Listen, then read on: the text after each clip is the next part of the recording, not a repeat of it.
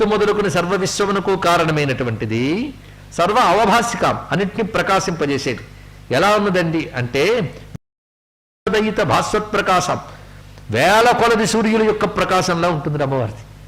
అటువంటి అద్భుతమైన స్వరూపం. కేవలం సూర్యప్రకాశమేనా అంటే తటిల్లేఖాతన్వీం తపన శశి వైశ్వానరమయీం, తపన శశి వైశ్వానరమయం, సూర్యచంద్రాగ్నులమయమైన అద్భుతమైన స్వరూపంతో తేజరిల్లుతున్నది. ఆకాశం మొదలుకున్న సర్వభూతములు యందు వ్యాపించినది, వాటి సృజించినది ఆ తల్లి. ఆ మొత్తం ఆ శక్తిని చెప్పే అక్షరమే ఈ హ్రీం బీజం అని చెప్తూ త్వత్తేజసా పరిణతం వియదాదిభూతం సౌఖ్యం తనూతి సరసీరుహ సంపరాజ్యై అంటూ ఆ హ్రీంకారంతో పూర్తవుతుంది. కనుక ఫలశ్రుతులు ఉన్నాయని ఇంకా మనం పరిపూర్ణం చేసుకోవాలి.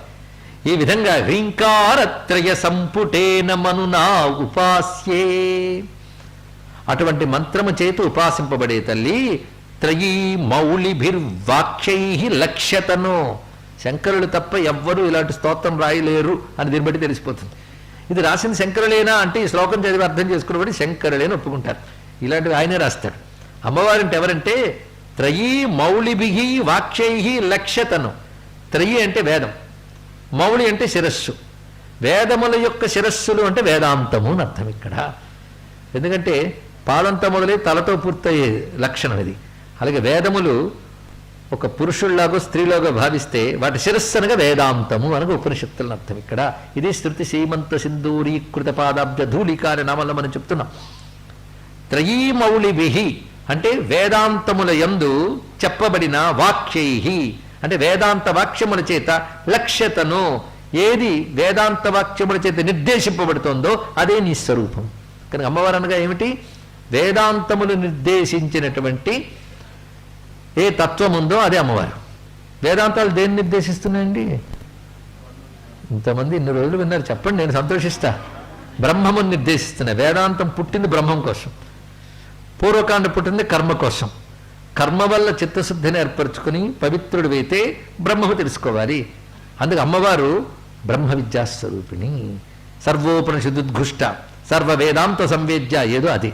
అందుకే అమ్మవారిని ఉపాసిస్తున్నామంటే మోక్ష విద్య అయినటువంటి వేదాంతాన్ని పట్టుకున్నట్లే, మోక్షకారిణి. అందుకే ఆ తల్లి త్రయీ మౌళిభిర్వాక్యై లక్ష్యతను. వేదాంత వాక్యములు అంటే సామాన్యమా అండి? అది మనసుకి మాటకి అందని తత్వాన్ని చెప్తున్నాయి. అందుకే నీ స్వరూపమా కేవలం వేదాంత వాక్యముల చేత లక్ష్యముగా చెప్పబడుతున్నది. అలాంటి నిన్ను స్తుతించడానికి ఎవడి వల్ల అవుతుందమ్మా అన్నాడు ఇక్కడ. తవ స్తుతి విధవు కోవాక్షమేత అంబికే, ఎవడు సమర్థుడిని స్తుతించడానికి తల్లి? అందుకు ఒకటే చేస్తున్నా, నా మాటలన్నీ నీకు స్తోత్రాలి. సంలాపాస్తుతయః, నా మాటలన్నీ నీకు స్తోత్రాలే. అంతేకాదు నేను నడుస్తూ ఉంటాను కదా, ఆ నడకలే నీకు ప్రదక్షిణలు ఉన్నారు ఇక్కడ. ప్రదక్షిణ శతం సంచార ఏ వాస్తుతే. ఇక్కడ దండాలంటావా?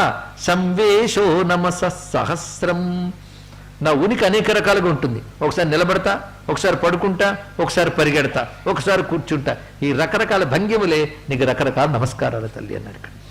సంవేశో నమస సహస్రమఖిలం, ఇవన్నీ సంతుష్టయే కల్పత, నీకు సంతుష్టిగా అర్పిస్తున్నా. దీని భావం ఏంటంటే రోజులో కొంతసేపు పూజ కాదు, రోజంతా పూజే కావాలి ఇక్కడ. ఎలా అవుతుంది? యజ్జత్ కర్మ కరోమి తత్తదఖిలం శంభో తవారాధనం. అదే జపో జల్ప శిల్పం సకలమపి ముద్రా విరచనా గతి ప్రాదక్షిణ్య క్రమణమశనాద్యాకుతి విధి ప్రణా